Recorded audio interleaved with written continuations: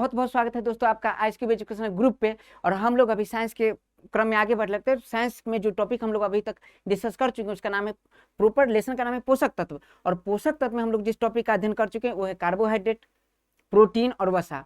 और इसी को आयाम बना के, इसी को बेस बना के हम लोग अब आगे विटामिन समझने वाले। यकीन मानिए जिस विटामिन को जिस हिसाब से हम लोग डिस्कस करेंगे अभी, वैसे अभी तक आप लोग पढ़े नहीं होंगे। और इसी क्रम में हम लोग इस हिसाब से आयाम को सेट करेंगे। प्रत्येक विटामिन को हम लोग डायग्राम में पढ़ेंगे और इस प्रकार से पढ़ेंगे कि सारे सवाल जो भी सवाल आपके सामने आएगा उसको बड़ी आसानी से आप एकदम आराम से सॉल्व कर सकते हैं। तो इसके लिए क्या जरूरी है, हम लोग पढ़ें क्या अभी, कार्बोहाइड्रेट, प्रोटीन और वसा। और आपको पता होगा प्रोटीन का मेन काम क्या है, प्रोटीन का मेन काम है बॉडी बिल्डिंग, शरीर का ग्रोथ करना। लेकिन कार्बोहाइड्रेट और वसा का काम क्या है, ऊर्जा लेना। और अभी तक आप लोग कार्बोहाइड्रेट और वसा का अध्ययन करके ऊर्जा ले चुके होंगे। तो उसी ऊर्जा का प्रयोग करके हम लोग विटामिन को समझने का प्रयास करेंगे। तो चलिए हम लोग अध्ययन करते हैं विटामिन के बारे में। तो सबसे पहले हमारा टॉपिक होगा विटामिन।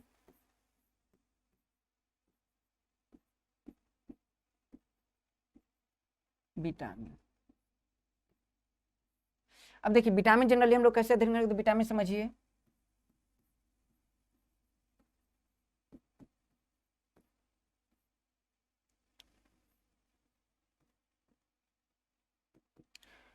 अब विटामिन को समझने का प्रयास, अब नॉर्मली देखिए यहाँ से हम एक वर्ड यूज करेंगे और टेक्निकल जो भी वर्ड है उस वर्ड को तोड़ तोड़ के हम विटामिन समझेंगे। देखिए एक बहुत मतलब केमिस्ट्री, अगर आप ऑर्गेनिक केमिस्ट्री को पढ़िएगा तो वहाँ एक टॉपिक आता है सबसे पहले वाइटल फोर्स थ्योरी। वाइटल तो वर्ड क्या है, देखिए वाइटल।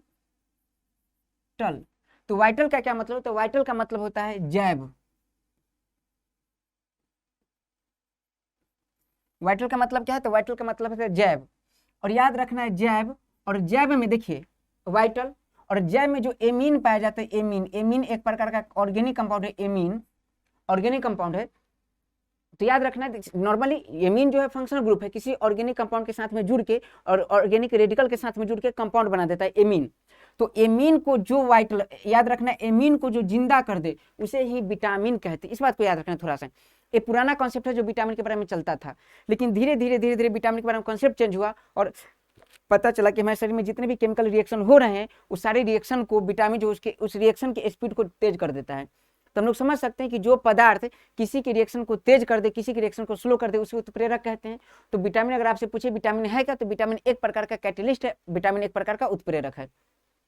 अब इसको हम लोग पढ़ने के लिए एक आयाम सेट करेंगे, उसी आयाम के आधार पर हम लोग पढ़ेंगे। अब हम लोग देखते हैं, थोड़ा सा समझने का प्रयास करते हैं। एक मिनट,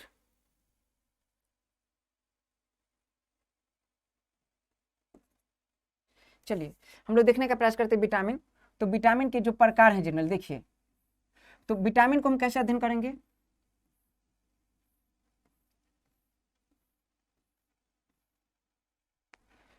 तो विटामिन में सबसे पहले हम लोग अध्ययन करने वाले हैं उसके प्रकार के बारे में।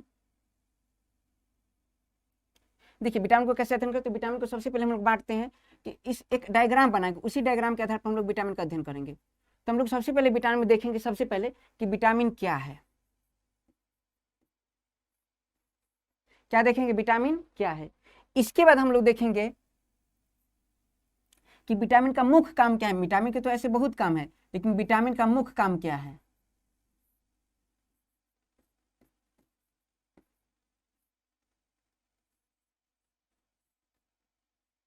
और इसके बाद हम लोग देखेंगे विटामिन की संख्या कितनी है। और इसके बाद संख्या के बाद हम लोग देखेंगे विटामिन के प्रकार किस आधार पर, विटामिन के प्रकार कौन कौन से हैं। समझिए इस बात को। तो विटामिन को पढ़ने का हमारा आधार क्या होगा, सबसे पहले देखेंगे विटामिन क्या है, उसके बाद देखेंगे विटामिन का मुख्य कार्य क्या है, क्योंकि यहाँ से सवाल डायरेक्ट आते हैं। हम लोग इस हिसाब से सेट करेंगे ताकि हम कंपटीशन को क्रैक कर पाएं, कंपटीशन के सारे सवाल को सॉल्व कर पाएं। तो देखिए सबसे पहले क्या देखेंगे विटामिन, तो विटामिन क्या है, उसके बाद देखेंगे विटामिन का मुख्य कार्य क्या है, उसके बाद देखेंगे विटामिन की संख्या कितनी है, उसके बाद विटामिन का प्रकार कौन कौन सा है। और इसी प्रकार को जब हम अध्ययन, जो प्रकार हमें पता चलेगा, इसी प्रकार का जब हम लोग स्टडी करेंगे, जनरली क्या करेंगे, स्टडी करेंगे, तो हमें विटामिन के बारे में पूरी जानकारी पता चल जाएगी और विटामिन से सारे सवाल बना पाऊंगा। तो चलिए सबसे पहले देखेंगे विटामिन क्या है, और इस विटामिन के क्या के साथ हम लोग ये भी देख लें कि विटामिन का खोज किसने किया। तो बड़ी सबसे पहले हम लोग देखते हैं विटामिन का खोज किसने किया। तो देखिए सन 1911 में अगर देखें, तो सन 1911 में, याद रखना है सन 1911 में एक साइंटिस्ट है जिनका नाम है फंक, एक मिनट, सन 1911 में एक साइंटिस्ट है जिनका नाम क्या है, फंक, सी फंक। तो अगर आपसे पूछे कि विटामिन का खोज किसने किया, तो विटामिन का खोज फंक ने किया। कब? सन 1911 ईस्वी में विटामिन का खोज फंक ने किया। इसकी एक अलग कहानी है, लेकिन प्रॉपरली कहानी एग्जाम में पूछा नहीं जाता, इसलिए हम लोग टाइम बचाएंगे अभी, और हम लोग कभी मौका मिलेगा तो फिर इस कहानी पर बात करेंगे। बहुत रोचक कहानी इसकी कि खोज कैसे हुआ। लेकिन अभी हम लोग देखते हैं कि विटामिन का खोज किसने किया, फंक ने। कभी कभी याद रखना, रेलवे वगैरह के एग्जाम में ईस्वी सन पूछ दिया जाता है। तो विटामिन का खोज कब हुआ? सन 1911 में फंक महोदय ने विटामिन का खोज किया। अब हम लोग यहाँ से देखेंगे विटामिन क्या है जनरली। अब समझिए विटामिन है क्या, तो इसको समझने का प्रयास करते हैं। तो देखिए, अगर मैं बोलूं जनरली, अगर आपसे पूछा जाए कि जैसे देखिए ए क्या है, तो एक कार्बन है, ए क्या है, हाइड्रोजन है, ए क्या है, ऑक्सीजन है, ए क्या, अगर अभी पूछा है कि अभी कैसा लग रहा है, तो CHO, CHO कार्बोहाइड्रेट होता है। लेकिन यहाँ फर्क है, CHO का मामला क्या है, तो अगर CHO में अगर ऑक्सीजन याद रखना है ज्यादा हो तो कार्बोहाइड्रेट है, और CHO में ऑक्सीजन कम हो तो वसा का काम करता है। ये बता चुका हूं। अगर इसी में मान लीजिए नाइट्रोजन जुड़ जाए तो इसे हम प्रोटीन कहते हैं। और याद रखना है प्रोटीन कहते हैं, प्रोटीन ज्यादा हो, नाइट्रोजन ज्यादा हो तो उसे प्रोटीन कहते हैं, अगर नाइट्रोजन कम हो तो उसी को विटामिन कहते हैं। तो आप ये देखिए, बताइए, मुझे ये बताइए कि इसमें कार्बन है या नहीं? कार्बन है। और वैसे सारे पदार्थ जिसमें कार्बन मौजूद होते हैं उसे हम क्या कहते हैं? कार्बनिक यौगिक कहते हैं। तो यहाँ से पता चलता है कि विटामिन भी क्या एक प्रकार का कार्बनिक यौगिक है। और बीपीएससी में कई दफा सवाल पूछा है कि विटामिन कौन से पदार्थ हैं। ऑप्शन रहता है कार्बनिक यौगिक, दूसरा अकार्बनिक यौगिक, तीसरा अलग अलग ऑक्सी अम्ल, इस टाइप का अलग अलग ऑप्शन होता है। तो याद रखना है कि विटामिन कौन सा पदार्थ है, विटामिन एक प्रकार का कार्बनिक पदार्थ है। तो विटामिन क्या है, तो हम यहाँ क्या लिखेंगे, विटामिन क्या है, कार्बनिक पदार्थ है। विटामिन क्या है,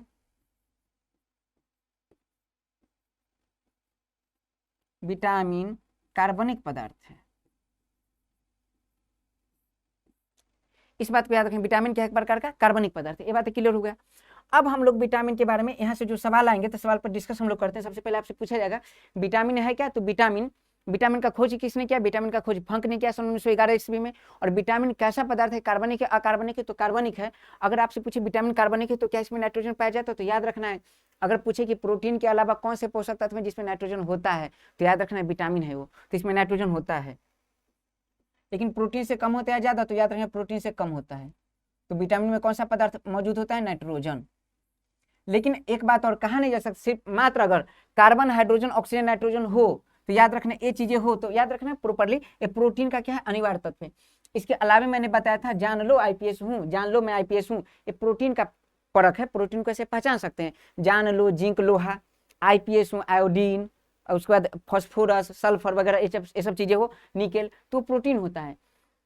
लेकिन ये देखा गया कि मान लीजिए प्रोटीन है, विटामिन में ये चारों तत्व मौजूद होंगे, इसके अलावा भी कभी कभी कोई तत्व मौजूद हो सकता है विटामिन में। जैसे अगर बात करें कि कौन सा ऐसा विटामिन जिसमें कोबाल्ट मौजूद होता है, तो साइनोकोबाल्मिन।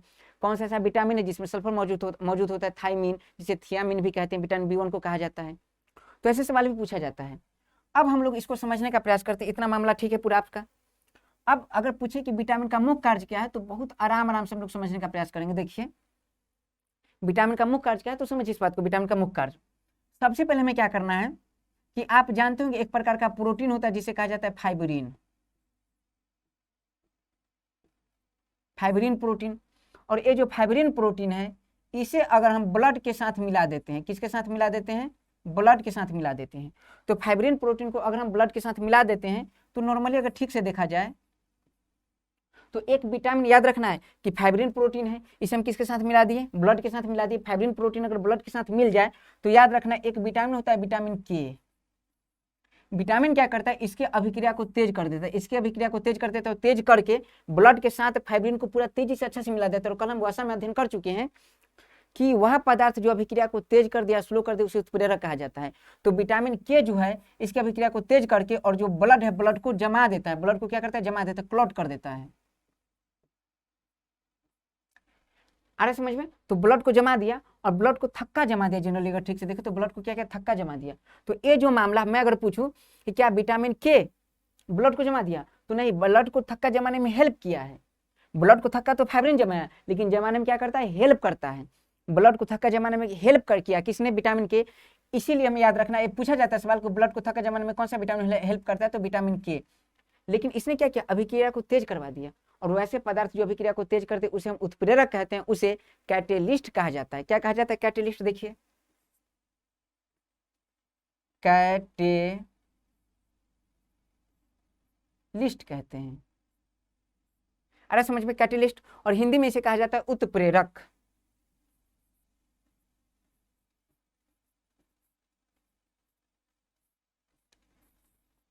तो मुझे लगता है मामला आपको समझ में आ रहा है कि अगर आपसे पूछे कि विटामिन का मुख्य काम क्या है, तो विटामिन का मुख्य काम है उत्प्रेरित करना।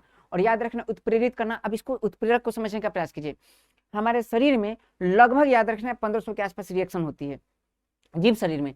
जीव जितने हैं, प्रॉपर पेड़ पौधे या जानवर हो, जितने भी हो, एनिमल हो या प्लांट हो, सभी के शरीर में लगभग कितने रिएक्शन होते हैं? लगभग 1500 रिएक्शन। और जिसमें से याद रखना है 1500 के आसपास कुछ ही लगभग 1440 रिएक्शन लिवर कंट्रोल करती है, बाकी रिएक्शन आसपास इधर उधर होती है। अब हमें क्या समझना है मामला कि जितने रिएक्शन 1500 रिएक्शन अगर होती है, तो उस 1500 रिएक्शन को तेज करने का काम, कब तेज होना है रिएक्शन, कब स्लो होना है रिएक्शन, एक कौन तय करेगा? तो शरीर में पाए जाने वाले उत्प्रेरक, जिसमें से विटामिन क्या करता है? वैसे रिएक्शन को कंट्रोल करता है। रिएक्शन को तेज और स्लो कौन करता है? विटामिन करता है। तो विटामिन उत्प्रेरक का काम करता है। मैं बताऊं, उत्प्रेरक वह पदार्थ है जो अभिक्रिया को तेज कर दे या स्लो कर दे। तो विटामिन अगर उत्प्रेरक है तो यह भी अभिक्रिया को तेज और स्लो करेगी।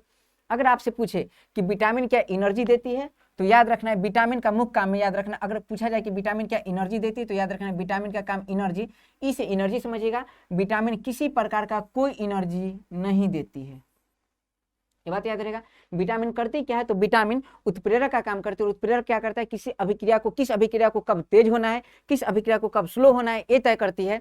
तो इस स्थिति में हम कह सकते हैं कि जो हमारा विटामिन है, वो विटामिन मेटाबॉलिक प्रोसेस तय करता है। मेटाबॉलिक क्या होता है? मेटाबॉलिज्म क्या होता है? हमारे शरीर की जितनी भी अभिक्रिया, रासायनिक अभिक्रिया है, सभी अभिक्रिया को समूचा एक साथ बोला जाए, तो उसे कहा जाता है मेटाबॉलिज्म।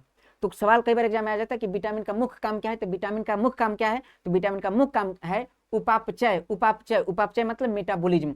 हमारे शरीर के पूरे रासायनिक अभिक्रिया को उपापचय कहा जाता है। तो रासायनिक अभिक्रिया को कंट्रोल करता है। ये बहुत इंपॉर्टेंट सवाल, याद रखिएगा। तो मैं यहाँ लिख दूं, ये बातें अगर आपको समझ में आ गई तो विटामिन का मुख्य काम क्या है, तो मैं यहाँ याद रखना ये चीजें ऐसे मैं लिखता हूं कि विटामिन का मुख्य काम क्या है, तो याद रखना है मेटाबॉलिज्म,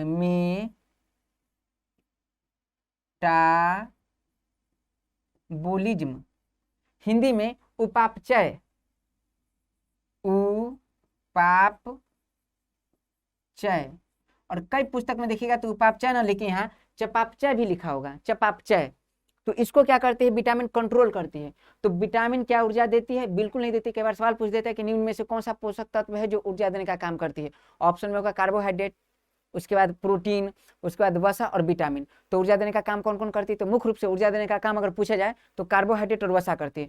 कौन ऊर्जा देने का काम ठीक से नहीं करती है? तो प्रोटीन का काम क्या है? तो प्रोटीन का काम है बॉडी बिल्डिंग करना। लेकिन अगर आपसे पूछे ठीक है बिल्कुल ऊर्जा कौन नहीं देती, तो बिल्कुल ऊर्जा कौन नहीं देती? विटामिन ऊर्जा बिल्कुल नहीं देती। प्रोटीन विषम परिस्थिति में ऊर्जा दे सकती है। और मुख्य रूप से ऊर्जा देना काम किसका है? तो कार्बोहाइड्रेट का और वसा का। ये बातें ठीक है। चलिए, इतना हमारा मामला बन चुका है। अब हम लोग आगे समझने का प्रयास करेंगे। हाँ, अगर आपसे पूछे विटामिन किसके रूप में, किसके जैसा काम करती है, तो उत्प्रेरक जैसा काम करती है। विटामिन का काम क्या है? तो शरीर के उपापचय को कंट्रोल करना। याद रखना, उपापचय को क्या करना? कंट्रोल करना, कंट्रोल, नियंत्रण करना। तो मुझे लगता है विटामिन का खोज किसने किया? फंक 1911 में। ये बात आप क्लियर हो चुका है।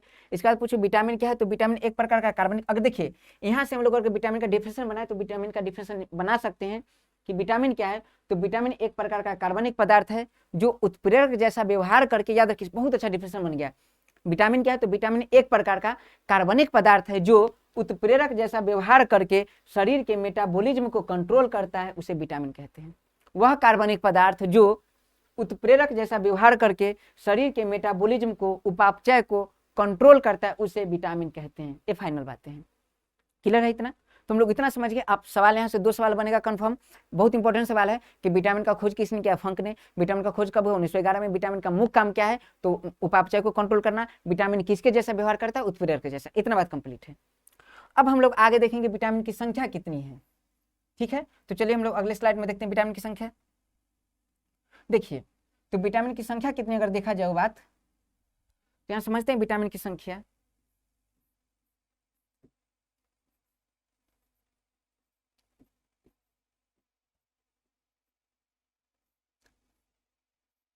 विटामिन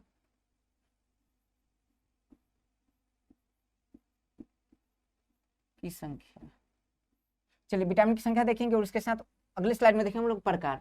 तो एक बड़ा इजी बात है, विटामिन की संख्या कितनी है तो समझते हैं। विटामिन की संख्या कितनी है, देखिए सबसे पहले हम लोग बचपन से पढ़ते आ रहे हैं, विटामिन का जो नाम रखा गया, जो विटामिन का खोज पहले हुआ विटामिन ए, उसके बाद विटामिन बी, उसके बाद विटामिन सी, उसके बाद विटामिन डी, उसके बाद विटामिन ई, उसके बाद विटामिन के। तो इतने विटामिन, तो देखिए ठीक से कौन कौन, vitamin A, vitamin B, vitamin C, vitamin D, vitamin E और विटामिन के। इतना बात कंप्लीट है।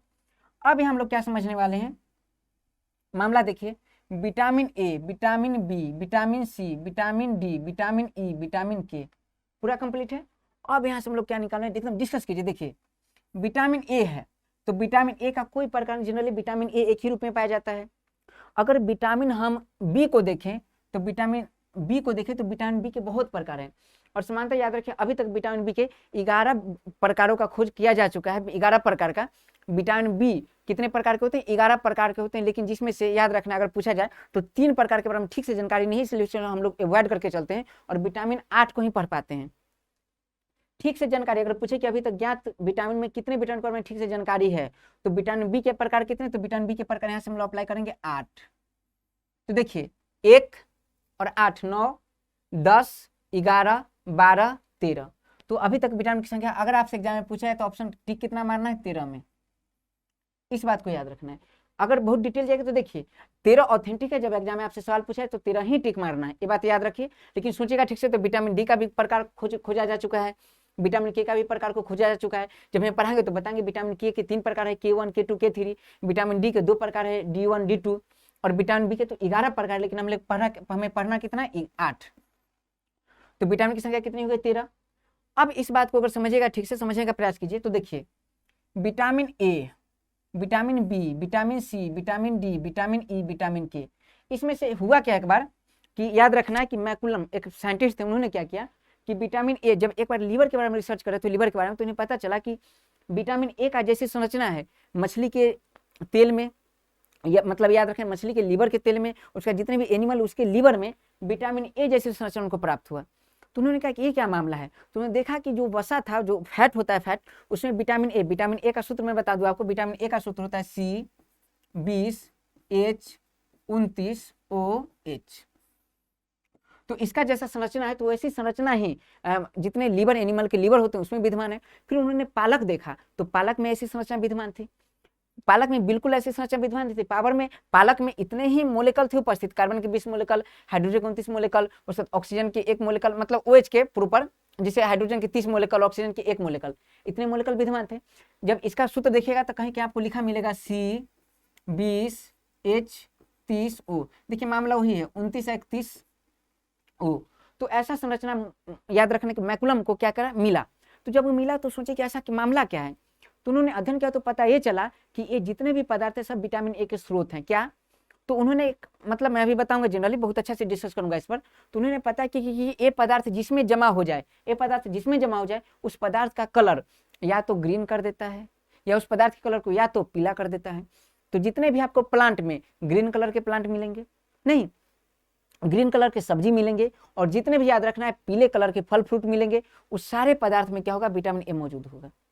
तो किन्होंने, मैकुलम ने इस बात को खोजा। तो मैकुलम रिसर्च करते उन्होंने सोचा कि आखिर जितने भी मतलब एनिमल के लीवर है, लीवर हो गया है, या फिर एनिमल के तेल है, तो उस तेल में विटामिन ए क्यों है। तो उन्होंने क्या किया, इस कंपाउंड को नॉर्मली लिया, और इस कंपाउंड को क्या किया, उस नॉर्मली एक ग्लास लिए, और ग्लास में C20H29 और OH को क्या किया, डालने का प्रयास किए। इसमें पहले तेल डाल दिए, और तेल मैं बता चुका हूँ, तेल एक प्रकार का वसा है। जब इसमें डाले उन्होंने, तो उन्होंने पाया कि सारा धीरे धीरे थोड़ा थोड़ा समय में घुल चुका है पूरा।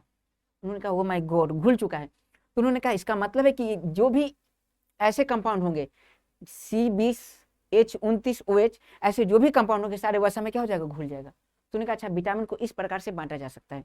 अच्छा आपको अगर यकीन ना हो चीजें, तो एवियन के नाम से मार्केट में एक मेडिसिन, मतलब विटामिन ई का कैप्सूल बिकता है। उस विटामिन ई के कैप्सूल को लाए, और विटामिन ई का कैप्सूल का हम लोग प्रयोग करते हैं चेहरा पे लगाने में। तो उसको लेके आइए, और उसे क्या कीजिए, कोई भी नॉर्मली याद रखिए, कोई तेल लीजिए, सरसों का तेल वगैरह, और उसमें डाल दीजिए। नहीं घुलेगा, वो घुल जाएगा। याद रखिए विटामिन ई घुल जाएगा। पानी में डालिए तो याद रखिए पानी में नहीं घुलेगा। तो मतलब ये समझने का प्रयास कीजिए कि विटामिन ई कहाँ घुल गया, तेल में घुल गया, लेकिन पानी में डालेगा तो जैसा का तैसा सेम टू सेम है। इस बात को समझिए। इसलिए मैं बताऊंगा कि विटामिन मतलब जो vitamin A, vitamin D, vitamin E, vitamin के कैसे लेना चाहिए और विटामिन बी और सी कैसे लेना चाहिए, उसका लेने का अलग अलग तरीका है, कैसे हम लोग इनहेल करेंगे उसे।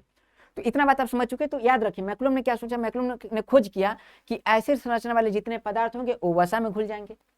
इस संरचना वाले पदार्थ को जब उन्होंने पानी में रखा तो पानी में रखने के बाद वो बिल्कुल परिवर्तन उसमें नहीं हुआ, मतलब ऐसे संरचना वाले जो पदार्थ होंगे वो पानी में नहीं घुलेंगे। तो उन्होंने क्या किया, अच्छा ऐसे संरचना वाले उन्होंने बारी बारी से सारा पदार्थ को लिया, ठीक है। और पदार्थ को लेने के बाद क्या हुआ, धीरे धीरे याद रखना कि बाकी साइंटिस्ट भी उनकी हेल्प में थे, और धीरे धीरे सारे पदार्थ को लेने के बाद उन्होंने कुछ को तेल में डाल के देखा तो कुछ में पानी में डाल के देखा। तेल में डालने के बाद पता चला कि 4 इसमें विटामिन है, vitamin A, vitamin D, vitamin E, vitamin के, ये चारों जो है किसमें घुल जाता है, तेल में, मतलब वसा में घुल जाता है। और विटामिन बी और सी है वसा में नहीं घुलता, इस बात को याद रखना है।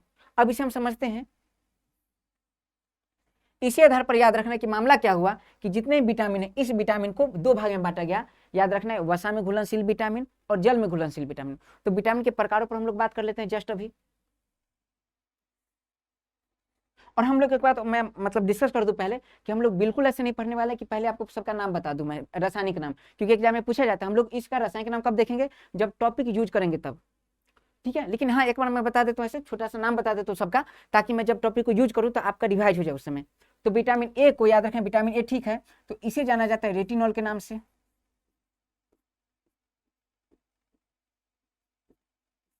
रेटिनॉल के नाम से जाना जाता है इसे। विटामिन बी को जाना जाता है थियामिन के नाम से।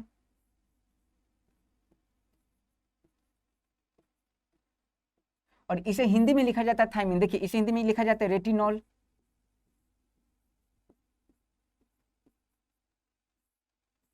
इसे हिंदी में लिखा जाता है थायमिन।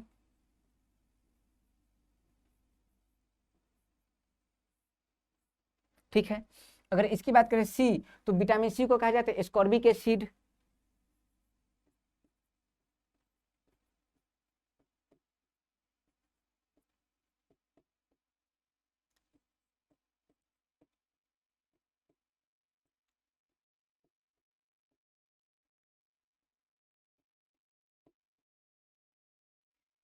डी की बात करें तो डी को कहा जाता है कैल्सीफेरॉल। क्यों कहा जाता है, हम लोग सब पर बात करेंगे। कैल्सीफेरॉल।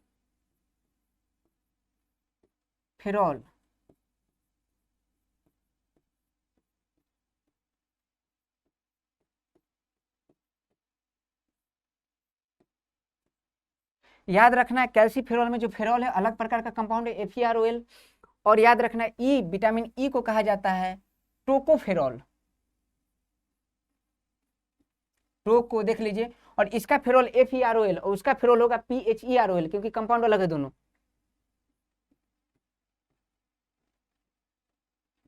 फेरॉल। और विटामिन के की अगर बात करें तो विटामिन के को जाना जाता है थाइलोक्विनोन से। थाइलो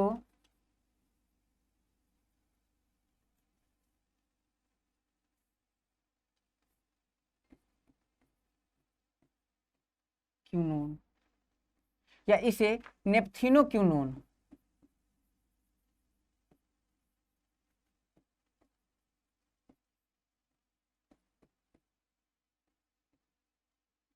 नेप्थिनोक्विनोन के नाम से जाना जाता है। तो इसका प्रैक्टिस आपको बार बार करना है, क्योंकि आपको याद नहीं करना है बहुत ज्यादा। क्यों, क्योंकि जब हम लोग अभी टॉपिक डिस्कस करेंगे अभी बारी बारी से, तो एक एक करके हम सबका, मैं कारण बताऊंगा इसका नाम रेटिनॉल क्यों है, मैं कारण बताऊंगा इसका नाम थियामिन क्यों है, मैं कारण बताऊंगा इसका नाम एस्कॉर्बिक एसिड क्यों है। जब कारण पर बात करूंगा तो आपको यकीनन याद हो जाएगा सारा पदार्थ, सारा कुछ, ये मामला है। तो अभी तक हम लोग अध्ययन कर चुके विटामिन। तो विटामिन का खोज कब हुआ, उसके बाद हम लोग बात की विटामिन की खोज किसने किया, फिर बात की विटामिन का मुख्य कार्य क्या है, तो विटामिन कैसा व्यवहार करता है, विटामिन का मुख्य कार्य क्या है, विटामिन का मुख्य कार्य क्या है, तो मेटाबॉलिक प्रोसेस को कंट्रोल करना हमारे शरीर में। उसके बाद हम लोग बात करें विटामिन की संख्या कितनी है, विटामिन की संख्या बात करें, उसके बाद बात की विटामिन कौन कौन से है और विटामिन का नाम क्या क्या है। तो बहुत आराम आराम से देखिए, ये नाम आपको आसानी से याद हो जाएगा। जैसे जैसे हम लोग बात करेंगे अभी आप लोग एक बार प्रैक्टिस कर सकते हैं, देख सकते हैं। विटामिन ए, तो विटामिन ए याद रखना है रेटिना से, रेटिना को बनाने में, रेटिना को मजबूत करने में विटामिन ए का बहुत बड़ा रोल है, तो रेटिना, इसे याद रखना है रेटिनॉल। विटामिन बी, तो विटामिन बी अभी याद रखना, चूंकि एक थियामिन एक कंपाउंड होता है थियामिन, वो कंपाउंड एमीन है जो थिया के साथ जुड़ा होता है, इसलिए इसे थियामिन कहते हैं या थाइमिन कहते हैं। आगे देखना है विटामिन सी को एस्कॉर्बिक एसिड कहा जाता है। विटामिन डी देखिए याद रखिए हड्डी को मजबूत करता है, हड्डी को मजबूत और कौन करता है, कैल्शियम, इसलिए इसे कैल्सीफेरॉल कहते हैं।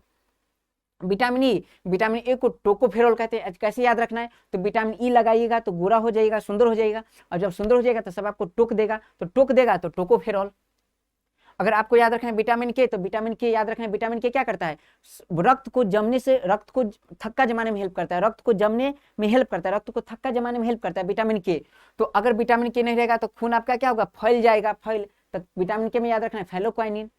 ये मामला आपको ऐसे याद रखना है, पूरा ठीक है।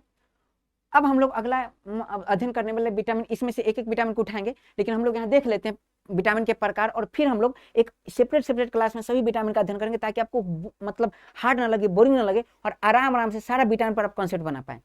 चलिए हम लोग तो देखते हैं अगला। सबसे पहले हमारा अब टॉपिक होगा हमारा विटामिन के प्रकार।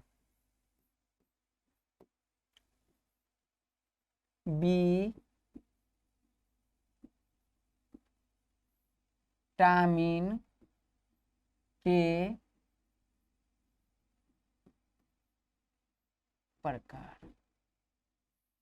चलिए तो विटामिन के प्रकार में देखिए, तो विटामिन के प्रकार किस आधार पे है, तो याद रखना है विलेयता के आधार पर। किसके आधार पर, विलेयता के आधार पर, क्योंकि हमारे शरीर में जो प्रोसेस हो रहा है उस प्रोसेस ऐसे ही याद रखना है कि जैसे वसा को भेजेंगे तो वसा क्या करेगी, 4 विटामिन को अवशोषित कर लेगी, vitamin A, vitamin D, vitamin E, vitamin के। जब जल लेंगे तो जल क्या करेगी, विटामिन बी और विटामिन सी को अवशोषित कर लेगी, और इसी आधार पर हमारे शरीर में प्रोसीजर होता है, इसी आधार पर हमारे शरीर में जितने भी मेटाबॉलिक प्रोसेस है इसी आधार पर होते हैं। तो इसलिए हमने क्या किया, विटामिन को 2 भाग में बांटा, और विटामिन के 2 प्रकार होते हैं। एक होता है वाटर सोल्यूबल विटामिन, पहले देख लेते हैं वसा में घुलनशील विटामिन, वसा में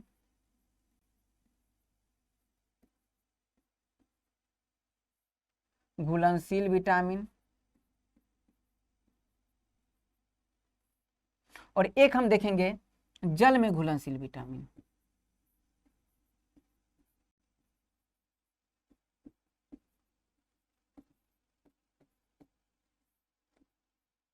ठीक है, देखिए तो वसा में घुलनशील विटामिन कौन कौन सा है, तो वसा में घुलनशील विटामिन आपको याद रखना है एडेक। पूरा टोटल विटामिन कितना था, A B C D E के, तो इसमें से देख लीजिए वसा में घुलनशील विटामिन कौन सा है, तो वसा में घुलनशील विटामिन पहला ए ले लीजिए, उसका बाद डेक याद रख लीजिए। ठीक है, ये समझिए ठीक से।